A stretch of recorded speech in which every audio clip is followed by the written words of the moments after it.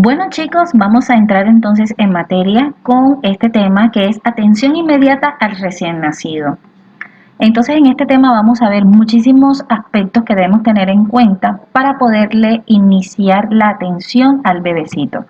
Recordemos que en este momento ya la mujer ha dado a luz y lo que tenemos en nuestras manos es a un bebé que está recién nacido, es decir, que acaba de nacer y es necesario realizarle una serie de cuidados y de, digamos que de maniobras para poder garantizar que ese bebecito pueda sobrevivir por fuera del ambiente intrauterino. Entonces, recordemos que el niño una vez que nace, él tiene que hacer un proceso de adaptación, así se llama, adaptación neonatal. ¿Qué quiere decir eso? Que el bebecito cuando estaba en el vientre materno, él respiraba, comía y pues todo lo tenía que hacer básicamente dependiendo de su madre. Pero ahora que el cordón umbilical ya no existe, que ya se cortó ese laxo con la madre, el bebé tiene que ser lo suficientemente fuerte como para poderse adaptar por fuera de ese ambiente materno, es decir, ya hacer esas cosas por sí solo, es decir, respirar por sí solo, comer por sí solo. Entonces él tiene que hacer un proceso de adaptación. Entonces, ¿cuáles son estas medidas que nosotros vamos a hacer aquí en un inicio como atención inmediata? Son maniobras que vamos a garantizar que efectivamente el niño haga ese proceso de adaptación de manera oportuna, de manera correcta. Entonces vamos a ver cuáles son los aspectos que hay que tener en cuenta con él. Entonces era lo que habíamos hablado, que ese proceso de adaptación hace referencia a esos procedimientos que se le hacen al niño una vez que está por fuera del vientre uterino. Es decir, esos procedimientos que nosotros le vamos a hacer van a ayudar a que el niño pues tolere mucho mejor la vida extrauterina. Entonces, ¿qué es lo que vamos a realizar con el bebé? Son varios procedimientos, que es lo que nosotros vamos a realizar. Lo primero que se busca es el contacto precoz. ¿A qué hace referencia a eso? Siempre, ustedes van a ver siempre, usualmente uno lo ve en las películas, ¿no? Que usualmente las madres cuando dan a luz enseguida lo que se busca es colocar al bebecito en la barriga de la mamá descubierta y enseguida colocar al bebé más que todo sobre el pezón para que él tenga contacto con su madre. Ese contacto precoz es muy bueno que el niño lo reciba, le da mucha fortaleza y al momento de sentir ese calor corporal de su madre puede hacer que ese proceso de adaptación sea mucho mejor. ¿Qué más vamos a encontrar o qué más vamos a necesitar? Después de tener el contacto precoz con la madre, lo que necesitamos es asegurar que el niño permanezca con una temperatura adecuada. ¿Qué pasa con los bebecitos? Que ellos normalmente cuando están en el vientre materno permanecen bajo una temperatura, es decir, tienen bastante calorcito, ¿no? Que le da la propia temperatura corporal, la madre más el líquido amniótico más pues todo lo demás. Entonces, ¿qué pasa? Que cuando ya el niño nace, empieza a perder muy rápidamente calor. Que de hecho recuerden que los partos, las salas de parto se realizan, que son unas salas de cirugía básicamente, y ustedes saben que las salas quirúrgicas son ambientes muy, muy fríos. Entonces, si el bebé nace en una condición como esta y uno no le asegura su calor, pues básicamente puede entrar en hipotermia porque va a perder calor muy rápidamente. Así que el niño no lo podemos dejar mucho tiempo así descubierto, así desnudo, porque va a perder calor y puede entrar en hipotermia. Entonces lo primero que tenemos que hacer es un secado muy exhaustivo, hay que secarlo, y también el secado, esa fricción que uno le hace al momento de secarlo, favorece también a que tenga calor, ¿no? A que tenga y aportarle calor. De hecho, también existen en las salas de parto, existen unas máquinas así como lo ven aquí. Estas máquinas se llaman cuna de calor radiante, así se llaman, cuna de calor radiante. Esta cuna, así como su nombre lo indica, irradia calor, es decir, el bebecito se coloca aquí en esta plataforma como lo ven aquí y tiene aquí arriba una lámpara.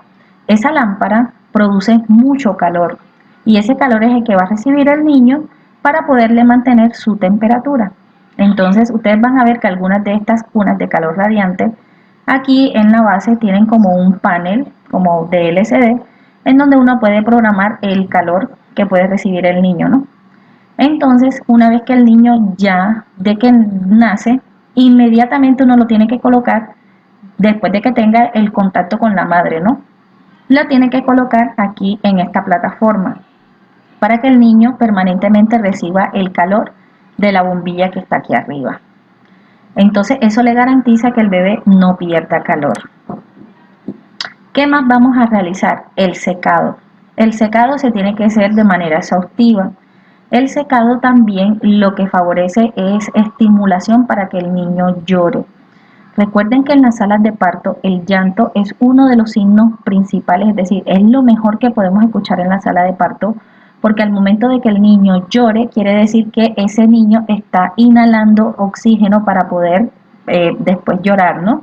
Un niño que nace sin llorar, a pesar de que uno la está estimulando, es un mal signo, porque quiere decir que el niño no está respirando, es decir, a sus pulmones no está llegando suficiente oxígeno. Entonces hay que estimularlo muy vigorosamente para tratar de estimularle ese llanto, ¿no? ¿Y uno cómo puede estimularlo? A través de ese secado. Es decir, secarle muy bien y flotarle el pechito o la espalda para tratar de que el niño pues se active, ¿no? Entonces es lo que van a ver ustedes aquí. Así tiene que estar el niño, irritable, pataleando, manoteando, con un llanto bastante activo, muy fuerte. Ese es el llanto que nosotros necesitamos. Ese es el llanto que nosotros queremos oír en la sala de parto. Porque el niño entre más duro llore quiere decir que mejor ventilado están sus pulmones. Y eso es un buen signo. Entonces el niño que patalea, que manotea, que está irritable, que pareciera como que le quitara las manos al personal sanitario, es un niño que está reactivo. Eso es muy bueno. Muy pesado o muy malo sería el niño que no esté reactivo. Esa es una muy mala señal. Entonces buscamos esto. Esa estimulación para que el niño llore y ventile posteriormente sus pulmones la podemos hacer con ese frotado, o sea, frotándole el pechito y la espalda al niño. Entonces, aparte de todo eso, ¿qué es lo que más se tiene que mirar? Las vías aéreas. Hay que verificar que las vías aéreas estén permeables, como les digo. Si ustedes escuchan al bebecito, a pesar de que le estén haciendo la estimulación y él no llora, entonces hay que hacerle una permeabilidad de las vías aéreas. Porque el niño no está llorando es porque quizás tiene obstruidas las vías aéreas. Entonces hay que hacerle un aspirado. El aspirado se puede dar por dos formas. Se puede hacer con estas peras, que son las famosas peras de succión. Estas peritas uno las introduce en cada fosa nasal y también en la nariz no en la boca, y aspira todas las secreciones que posiblemente pueda tener el niño allí contenidas. O bien se pueden hacer con una sonda de Nelaton, que es esta sonda que está aquí. Esta sonda puede ir conectada a una jeringa o bien a un succionador a una velocidad muy bajita, de aspirado bastante baja, para poder succionar cada una de las fosas nasales y la boca del niño, para tratar de eliminar esas secreciones que tiene y pues ayudarlo a que respire mejor, ¿no? Entonces, el aspirado de las secreciones para poder permeabilizar las vías aéreas se puede hacer a través de estos dos mecanismos, a través de la pera de succión o a través de la sonda de Nelaton. Aparte de todo eso, también se hace el pinzamiento de cordón. El pinzamiento de cordón es un recorte que se le hace, creo que hay una diapositiva más adelante aquí. Bueno, aquí ustedes ven que el niño acaba de nacer. Este cordón umbilical que ustedes ven aquí está todavía conectado a la placenta de la madre. Y este cordón es el que va a quedar con el niño. Pero obviamente que ustedes ven que el niño no se le va a quedar ese cordón umbilical tan largo. Hay que recortarlo.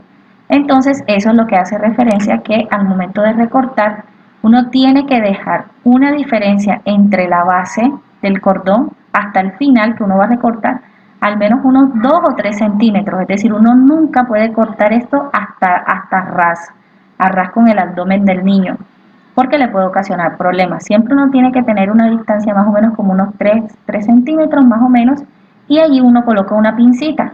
Esa pincita que creo más adelante está aquí, mírenla aquí, así debería ir, así debería cortar. Entonces, ese resto de cordón umbilical que ustedes vieron anteriormente, ese exceso hay que quitarlo. Pero nunca vamos a cortar siempre a ras, a nivel del abdomen no se puede.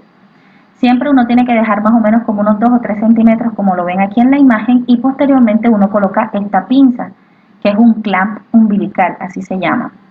Entonces, este clamp tiene la particularidad de que es como una parte dentada, así como lo ven aquí, tiene como un montón de dientecitos, tiene como zigzagueo, y eso es lo que permite que posteriormente de aquí el niño no se desangre, porque recuerden que ya lo vimos en anteriores clases, el cordón umbilical tiene riego sanguíneo, presenta una vena y dos arterias. Por lo tanto, si uno le deja el cordón umbilical así suelto, el niño va a empezar a sangrar, a sangrar, a sangrar y a sangrar por ahí, y literalmente incluso podría verse en peligro porque incluso se puede desangrar por ahí si uno no parece sangrado. Entonces, para evitar que esto se desangre, y normalmente el cuerpo debería poder marchitar esta parte, es decir, esto se marchita literalmente, se necrotiza y se pierde, se cae el ombligo, ¿no? Entonces, hasta cuando pase esa situación, el bebé hay que tenerle mucho cuidado para que esto no se le vaya a infectar y tampoco que esta pinza se le vaya a soltar. De hecho, estas pinzas son bastante seguras, no implica que esto se le vaya a abrir y el niño vaya a nacer o vaya, perdón, a abrírsele esto y el niño vaya a desangrarse o algo así, a presentar sangrado, no. Estas pinzas son bastante seguras. De hecho, aquí el clap, aquí al final tiene como unos dientecitos como que fijan, ¿no? Que al momento de que uno cierre la pinza, uno escucha como que el clap. Por eso es que le dicen clap, ¿no? Porque uno escucha como que un sonidito como de sellado, ¿no? Entonces, así debería quedar el cordón umbilical. ¿Qué pasa también? Que al niño, dentro de todo el examen que se le hace para poder hacerle su proceso de adaptación, hay que mirarle si en realidad tiene el ano perforado o hay que evaluarle la permeabilidad anal. ¿Qué quiere decir eso? Que hay niños que cuando nacen con el ano imperforado, así se llama, es decir, está totalmente bloqueado, obstaculizado, así como lo ven aquí en la imagen. Y obviamente que eso es un problema porque el niño va a necesitar defecar. Y entonces el niño que tenga esto tapadito aquí, es decir, el ano lo tenga imperforado, no va a poder eliminar sus heces de manera normal. Y eso es un problema, obviamente. Entonces, ¿qué es lo que se evalúa? Con la misma sondita de Nelaton con la cual hicimos la permeabilidad de las vías aéreas, ya después de que uno haya aspirado bien, bien, bien a ese bebecito, que uno le haya sacado sus secreciones y todo, que ya el niño esté por completo bien aspirado, esté llorando bastante fuerte, y ya yo no voy a necesitar más esta sonda, yo con esa misma sonda le puedo pasar la sondita a través del ano. Si la sonda penetra, quiere decir que el ano está perforado, ¿ya? ¿Cuándo se excluye hacer este movimiento o esta maniobra? Cuando existe meconio. Recuerden que el meconio es cuando el líquido amniótico se contamina con las heces del niño. Entonces, obviamente, que si ya el niño hizo popó dentro del vientre materno e hizo meconio, quiere decir que ya ese ano está perforado, o sea, no es necesario hacer esta maniobra. Pero si el líquido amniótico viene clarito, viene normal, no viene meconiado ni nada, entonces para poder, digamos que salvaguardar o para poder verificar que en realidad el ano está perforado, se pasa esa sondita por aquí, por el ano. Entonces uno introduce más o menos como 2 centímetros, si pasan los 2 centímetros el ano está perforado. Y si no, entonces esto se tiene que corregir. Entonces esto lo tiene que mirar el cirujano para ver qué hace, si directamente hacer una cirugía aquí o de manera permanente o temporal se le hace una colostomía al niño para poder eliminar esas heces.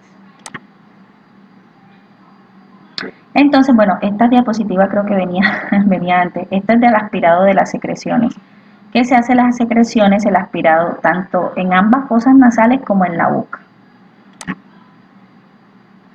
También al niño se le hace profilaxis ocular. La profilaxis ocular es la aplicación de unas gotas antibióticas en los ojos al niño. Y ustedes se preguntarán por qué hay que ponerle antibióticos a los niños apenas nacen.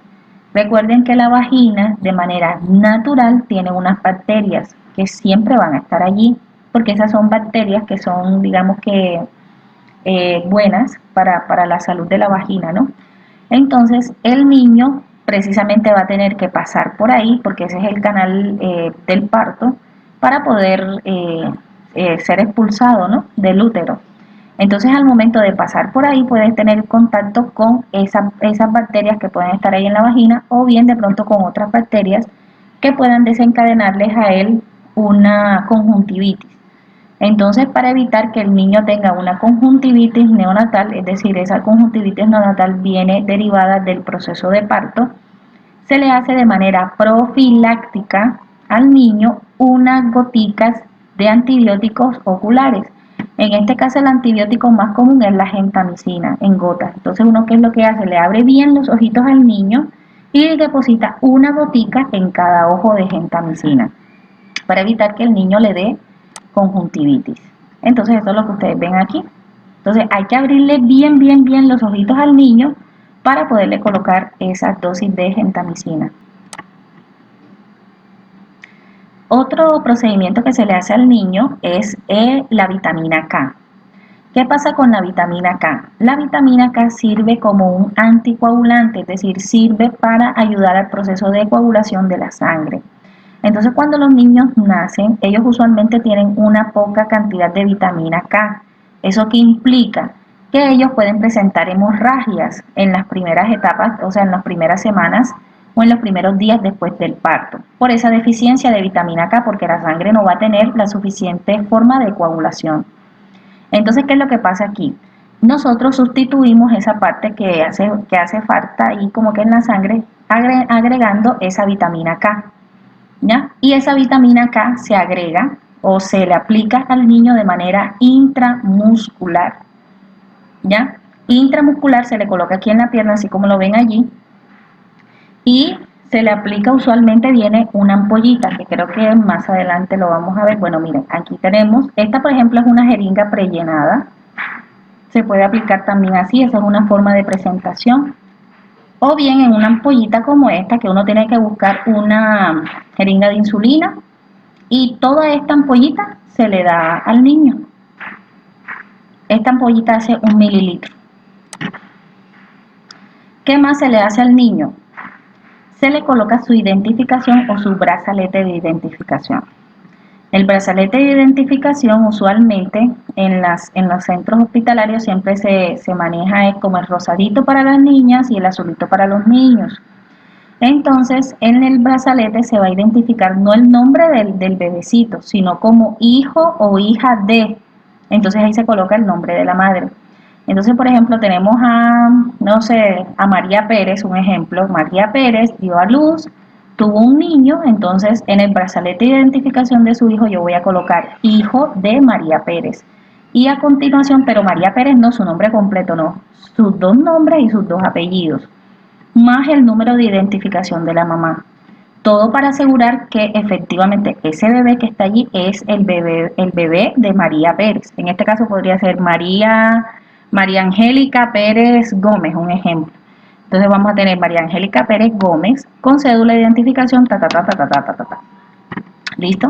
Entonces ahí en ese proceso de identificación, esa es la manillita que tenemos aquí, que siempre se le va a colocar al niño, o bien aquí en la manito o bien en la piernecita, ¿ya? Esa manilla es muy difícil, o sea, sí se le puede sacar, ¿no? Pero siempre es resistente, ¿ya? Entonces, y también se tiene que llenar un papeleo, que es el recién nacido vivo. El recién nacido vivo es un papeleo de historia clínica que tiene que llenar el médico para poder identificar a ese recién nacido, tanto a él como a la madre, ¿ya? Para saber cuánto pesó el niño, cuánto talló, dónde nació el niño, quién es la mamá, en qué centro de salud se atendió, quién fue el personal médico que lo atendió y pues todas esas cosas. Y aparte se le hace esta huellita, se le toman esta huellita que también tiene que ir en ese formato que les decía. Aparte de todo eso se le tiene que tomar la antropometría al bebecito. La antropometría hace referencia a todas las medidas que tienen que ver con el crecimiento del niño. Entonces aquí vamos a ver lo que es el perímetro cefálico. Recuerden que el perímetro cefálico siempre se tiene que tomar por encima del lóbulo de la oreja y por encima de la ceja. Así, por aquí. Tiene la ceja por aquí, se le tiene que pasar por encima. No sobre la ceja, sino por encima de las cejas y sobre el lóbulo de la oreja. También se le tiene que medir el perímetro torácico. que es básicamente que la cinta métrica tiene que ir sobre los pezones del niño y esa circunferencia en centímetros es la que vamos a tomar como referencia. También se le tiene que tomar el perímetro braquial, es decir, el perímetro que tenemos aquí del bracito del niño, que sería justo la mitad del brazo. Y necesitamos también, obviamente, tallarlo, es decir, medirlo, saber cuánto talla. Entonces existen estos tallímetros que son para recién nacidos o bebecitos, en donde se le colocan así una tablita, yo no sé si ustedes la han manejado alguna vez. Se le coloca esta tablita aquí al niño con las piernecitas bien estiraditas, pero así, en forma de L, y se talla hasta donde dé el tallímetro, en este caso por aquí dio 51 centímetros. Entonces el niño mide 51 centímetros.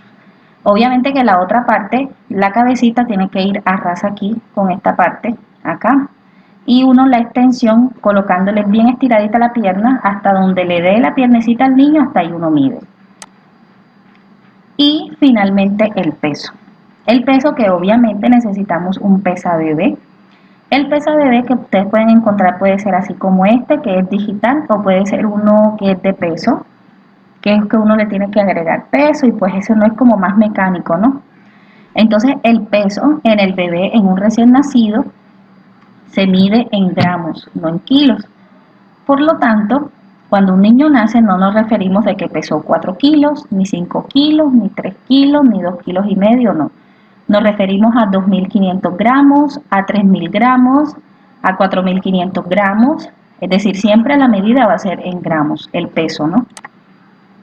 Aparte de todo eso, de la antropometría, se le tiene que tomar también unas tomas de muestras sanguíneas para TSH. Esas muestras sanguíneas para TSH, ¿qué quiere decir? Esto de TSH es para mirar la función tiroidea en el niño. Y esas muestras, ¿cómo se hacen? Así como lo ven aquí en la imagen. Con una lanceta se le puya el talón al niño y sobre estas bolitas que ustedes van a ver, que es un formato específico para poder detectar el TSH. Entonces uno llena toda esta parte que tiene que ver aquí con los datos que me solicita aquí, puede ser el nombre de la madre, la identificación, la EPS, pues toda esa parte que me piden aquí. Y luego ya con este registro ya llenado, me voy hasta el bebecito, le puyo el taloncito y una gotica voy a depositar cada gotica de sangre en cada circulito. Como lo ven, hay formatos diferentes. Este formato, por ejemplo, nada más tiene 3 circulitos, este por ejemplo tiene 8.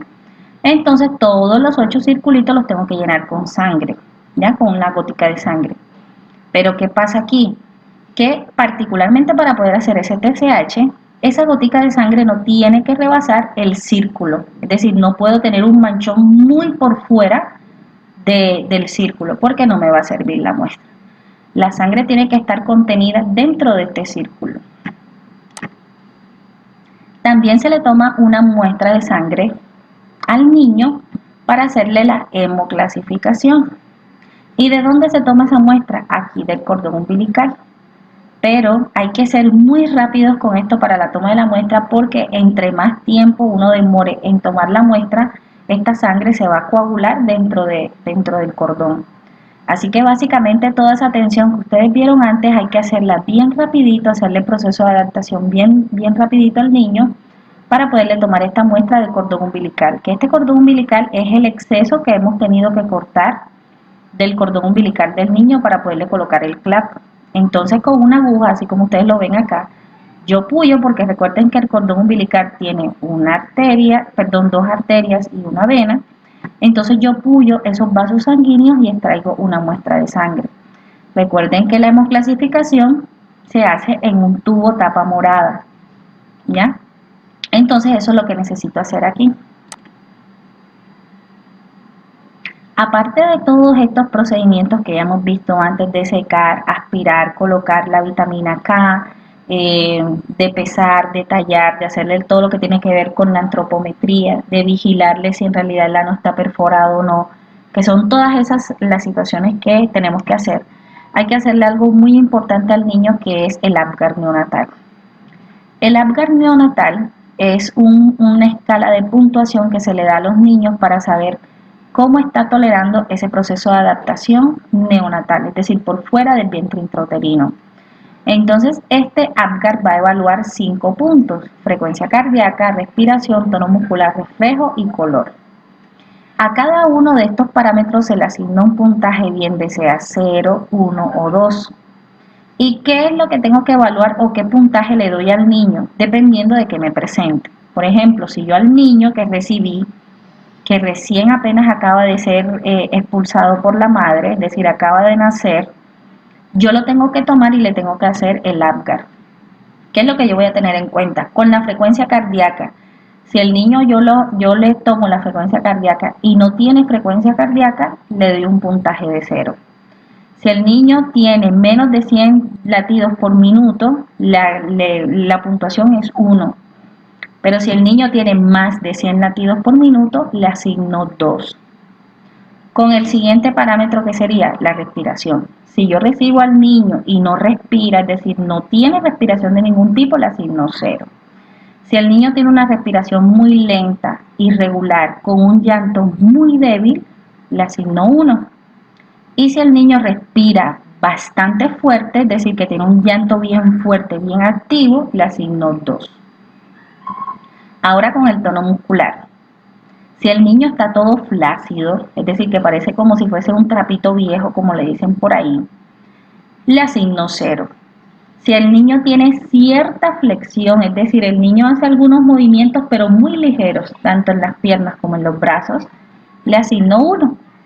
Y si el niño tiene unos movimientos bastante activos, que patalea bastante, que manotea bastante, eso quiere decir que le asigno 2.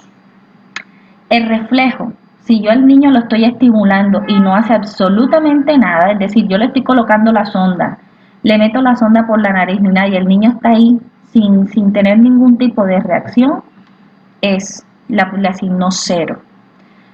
Pero le asigno 1 cuando, por ejemplo, cuando yo lo estoy aspirando y el niño hace como que cierta mueca por ahí, como que sí, como que si no, como que no reacciona del todo, le asigno 1.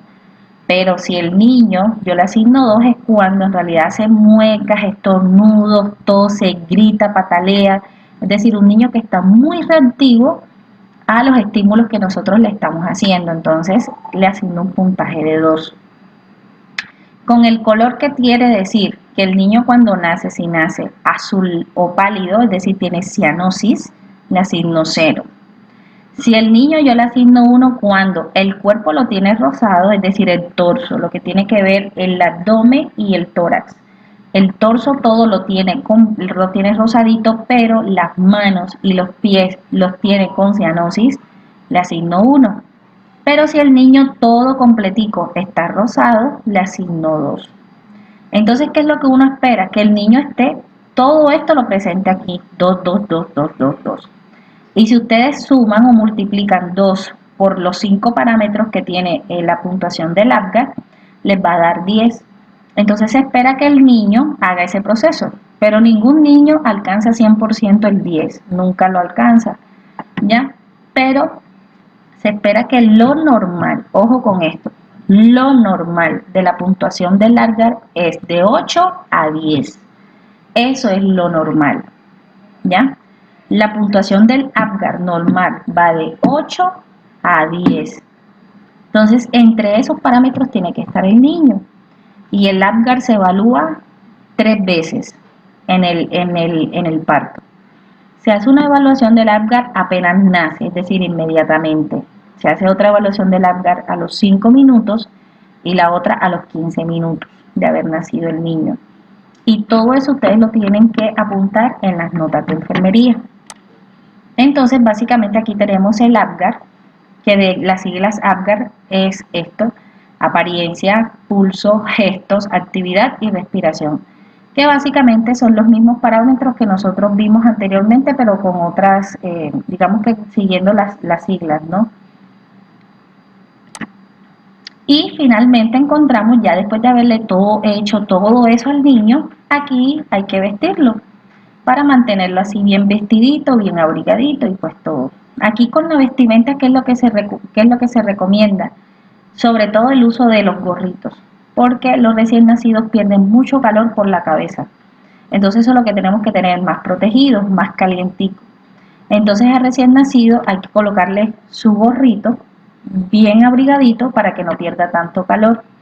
Las manoplas no se recomiendan, es decir, esas manoplas que uno le coloca aquí a los niños en las manitos, no se recomienda, porque las manoplas usualmente vienen hechas de un material que le pueden provocar alergia al niño, porque a cada rato constantemente el niño se lleva las manos a la boca o a la cara, entonces puede estar en contacto como con motas, sobre todo cuando son prendas de algodón o algo así, y el niño puede tener como crisis alérgicas, le puede hacer como si fuese una especie de rinitis, por decirlo de alguna manera, a ese material le puede hacer alergia, entonces no se recomienda. Entonces chicos, esa es toda la presentación, muchísimas gracias.